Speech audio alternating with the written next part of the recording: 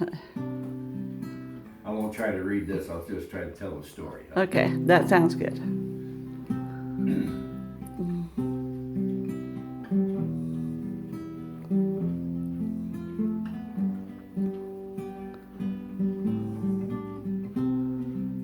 You know, way back in the 1940s, maybe the early 50s, Sigel was the party town, Yeah. the whole area. Yeah. And then once a year they had the called the Sigel Festival, Yeah. and they would have a big band play, Yeah. and people would come from miles around. And it was Yeah. really one of the biggest shows, probably within 50 miles. Yeah. And they had big bands play back then. One of the guys that wanted to play, but he ended up going to the service, was Glenn Miller. Oh, yeah. And they had Tommy Dorsey, Yeah. and there was several other big ones, but they were big time players. Yeah. And my dad, Mose, Yeah. and Dan Blank and Yeah. Herbie Goldstein were in charge of it one year. Yeah. And Herbie worked didn't get to be 100, did he? He missed it like about a week, I think. Yeah. Yeah. But since we're pro-life, he's actually already 100. Yeah. Yes. Yeah. So Enjoying the 100.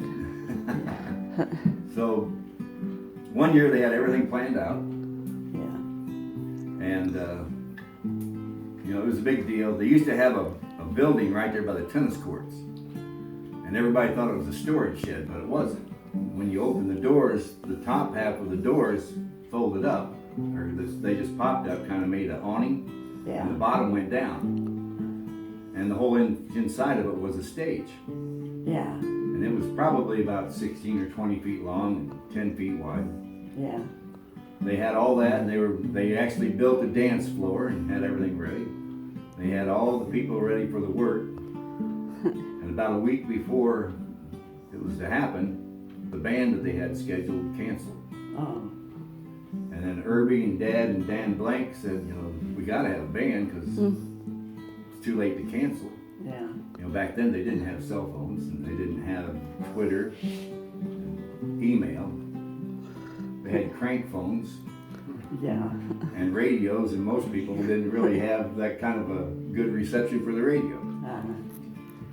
So Dan Blank and Herbie Goldstein decided, since Dad had the garage and he had to stay and work, they'd go down to Nashville and see if they could find a band. And as they got down there and they were in the lobby of the hotel, they were telling somebody their dilemma. Said they needed a good band. And there was a guy listening in on their conversation. And he went up to him and says, I think I can help you. He said, my band's got to play in Chicago. And we'll be coming right through that area. He said, we'll just stop by Sigel and we'll play for your party. And Dan Blank said, well, is your band any good? And he said, well, yeah. He said, well, what's your name? And the guy said, my name is Louis Armstrong. You know, the great Satchmo. Yeah. Yeah. So he came up to Sigel, and right when he got close to Sigel, his car broke down. So they called Dad, and Dad went with the truck, towed the truck in his car, you know, towed the car to the Sigel garage, and Dad said he fixed the car.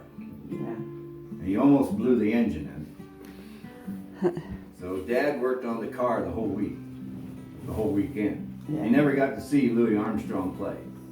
Dad worked on the car the whole weekend. Yeah. Everything went off really good. Everybody had a good time. Yeah. And people in Sigel put the band up because, you know, we didn't have a hotel. Yeah. And after they left, the following week, for the next 2 weeks, my mom received a dozen roses every day. And it was a thank you from Louis Armstrong. But, you know, everybody thought, well, it was just the fixing of the car. But it was more than that. See, back then, Effingham had a sign up on the outside of town. And after 10 p.m., if you were a person of colored skin, you weren't allowed to be in Effingham. You weren't allowed to go into the restaurants. You weren't allowed to use public restrooms. You couldn't even stop off at a gas station. So all the people in Sigel, you know, there was probably 10 or 11 of the band players. All the people in Sigel put them up and they stayed in their house. People stayed in our house, in Irby's house, and Bill Feardy's house. Yeah.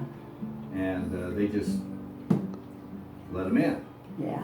That was a big deal back then because the black people were treated second-class citizens out there, and Sigel treated them first rate. So that's one of the things my mom, I remember her telling me, was that she got roses every day for 2 weeks from Louis Armstrong, and my dad fixed his car.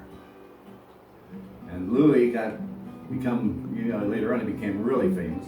Yeah. And this is a song that kind of put him over the top. He didn't write the song, but when he sang it, it became a #1 hit. And that's what he's known for. Yeah.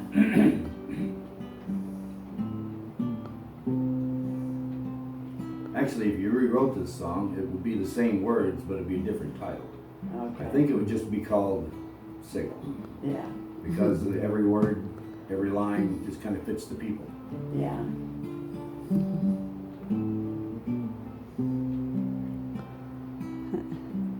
I see trees of green, red roses too. I see them blue for me and you. And I think to myself, what a wonderful world.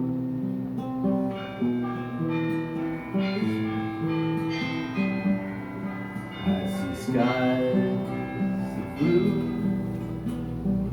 clouds of white, bright blessed day, the dark sacred night. And I think to myself, what a wonderful world.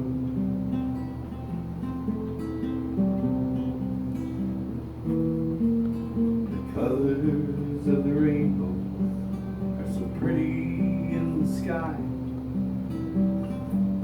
They're also in the faces of people passing by. And I see friends shaking hands, saying, how do you do? And they're really saying, I love you.